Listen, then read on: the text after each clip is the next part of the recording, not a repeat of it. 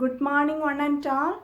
Today I am going to teach about applications of digital signal processors. We have many applications in today's life like military, medical field, speech processing, etc. in communication field, in filtering, in many field we have digital signal processor applications. In that we can see in detail about two. Okay, two we can see detail. First we can see about channel opcoders. Okay, this channel opcoders block diagram is given. It is given, this channel opcoder is used in communication field. Okay, block diagram of channel opcoder is given. That is, this is the filter bank F1 up to F10. This is the level detectors and coders, and this is the level control. It is the output. We have an excitation given to the output, and this is the pitching and voicing estimation. Okay, this is the block diagram of channel opcoder.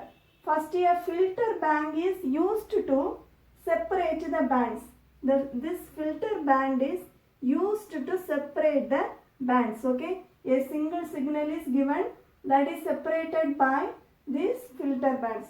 There may be 8 to 10 filters. Okay, using this level detectors and coders, the amplitude of the filter outputs are encoded, pitch and voicing informations are also sent along with them. Okay, using this we are encoding the pitch. Okay, using this encoders, level detectors and coders, we are encoding the pitch, and using the pitch and voicing estimation and excitation, we are exciting the signal. Okay, this signal is generated at the receiving end using the pitch and information. Okay, for an unvoiced signal, this excitation consists of a periodic signal with appropriate frequency. Okay, for an unvoiced signal, the excitation consists of a periodic signal with appropriate frequency. But for a voiced signal, this excitation is a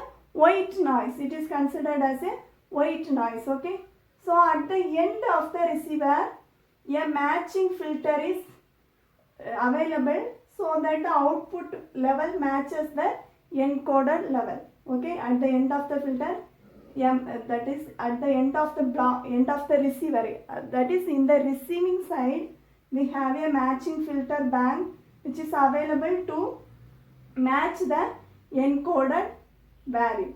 The output is at last combined. Okay, all the signals are combined to get the output. Okay, next we can see about subband coding. Next application is subband coding. Next we can see about subband coding. Okay, in subband coding, signal compression can be achieved. Okay, using subband coding. This is the block diagram of subband coding. From this block diagram itself, you can estimate the steps. Okay, that is, the signal x of n is split into many narrow band signals. Okay, this signal, a single x of n signal, is split into many narrow band signals. Okay, that is h0 of z, h1 of z, etc.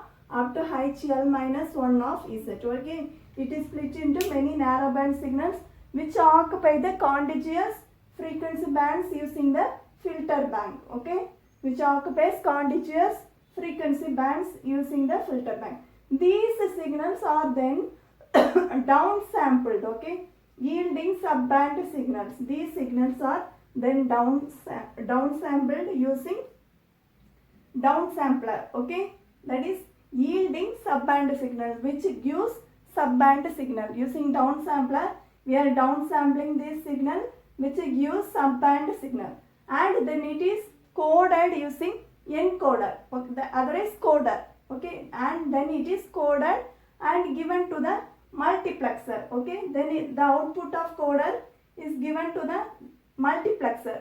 Using multiplexer, the output of the encoders is compressed. Okay, the output of the encoders is compressed in the multiplexer. Okay, so you will get q of n.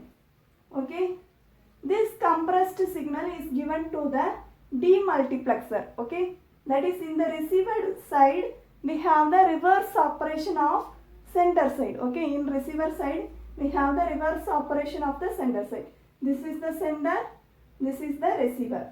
Okay, so this multiplexed signal is given to the, that is Q of n is given to the demultiplexer. So it separates the signal again and it is given to the decoder. It decodes the encoded signal and it is given to the upsampler. So it upsamples the signal and then it again separates the signal and at last it combines the signal and give the output. Okay, so a better compression ratio is achieved at the receiver. So we have seen two applications, that is channel encoder and subband coding in DSP applications. That's all. Thank you.